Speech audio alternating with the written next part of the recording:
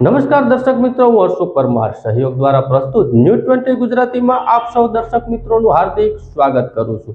જોઈએ આજના મુખ્ય સમાચારો। જૂનાગઢ મહાનગરપાલિકા દ્વારા 21મી જૂન 2024 આંતરરાષ્ટ્રીય યોગ દિવસની ઉજવણી અંગેની બેઠક મળી।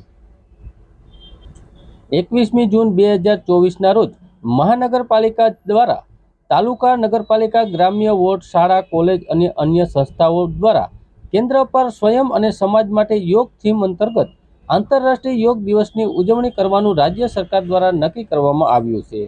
જે અંતર્ગત મહાનગરપાલિકા કક્ષા કેન્દ્રએ ઉચ્ચ કાર્યક્રમ સફળતાપૂર્વક આયોજન કરવા માટે 14/6/2004ના રોજ પંડિત દીનદયાળ ઉપાધ્યાય સભાખંડમાં એક બેઠકનું આયોજન કરવામાં આવ્યું હતું।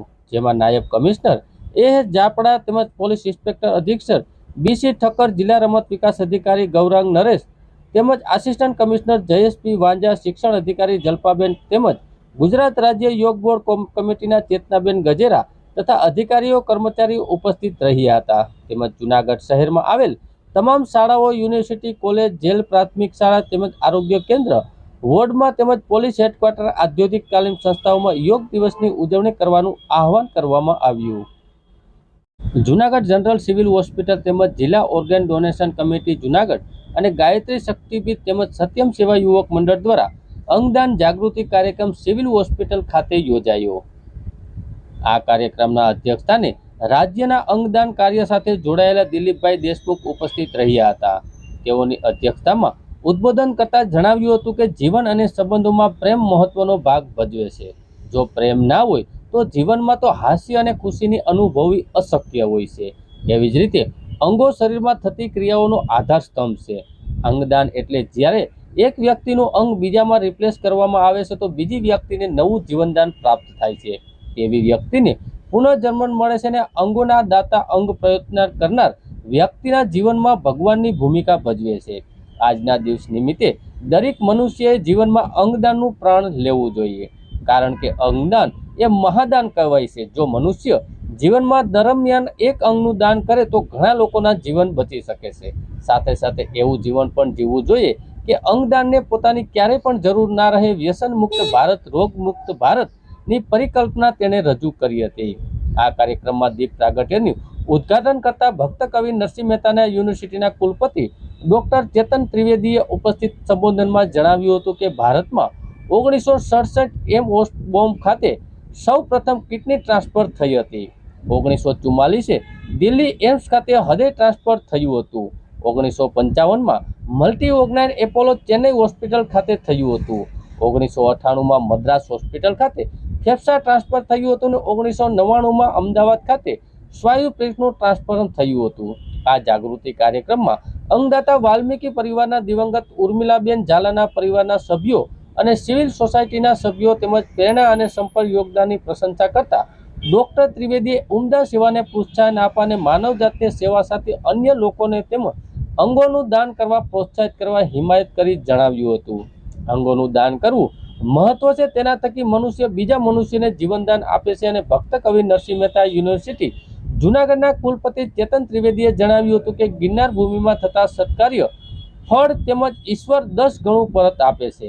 અંગદાન કરવાથી કોઈનું જીવન બચે છે। વાલ્મીકી સમાજે આજે અંગદાન કરી જૂનાગઢને પ્રેરણાનો સંદેશ પૂરો પાડ્યો છે। પોરબંદર મત વિસ્તારના સાંસદ અને કેન્દ્રમાં શ્રમ, રોજગાર, યુવા અને રમતગમત કેબિનેટ મંત્રી મનસુખભાઈ માંડવિયા વંથલીના પ્રવાસે। પોરબંદર લોકસભા સીટ ઉપરથી જંગી બહુમતીથી જીત્યા બાદ વંથલી તાલુકાના પ્રવાસનું કાર્યક્રમનું આયોજન કરવામાં આવ્યું। 85 માણાવદર વિધાનસભાનો ધન્યવાદ સમારંભ કાર્યક્રમ યોજાયો। ભાજપના પૂર્વ કેબિનેટ મંત્રી જવાહર ચાવડાને લઈ કટાક્ષમાં સંબોધન કર્યું। પોતાની પાછળ ભાજપ લગાડતા હોય તેવા કાર્યકરોએ કામ કરવું જોઈએ। માંડવિયા કોઈ રીસામણા હોય તો આગેવાનોને કહેવું જોઈએ શું કરવું છે તે આગેવાનોને કહી આ વખતનું દર વખતેની જેમ માંડવિયાએ સમાધાન કરી નાખવું જોઈએ એવું સંબોધન વ્યક્ત કર્યું હતું। માણાવદર વિધાનસભામાં અંદરથી અસુરી શક્તિઓ હવનમાં હાડકા હોમાનો જે ખૂબ પ્રયત્ન કર્યો છે એવો કટાક્ષ દિનેશ કટારિયા દ્વારા કરવામાં આવ્યો હતો। તરીકે પોતાની જાતને જોતો અથવા પાછળ ભાજપ લગાડતો હોય એ બધાય લોકોએ ભાજપનું કામ કરવું જોઈએ। છતાંય કોઈ રિહાણા મેં આગેવાનો કહ્યું શું કરશો, ત્યારે આગેવાનો કહ્યું કે લડી લેશું. તમે ખૂબ કાર્યકર્તાઓએ પસરો પાડ્યો છે.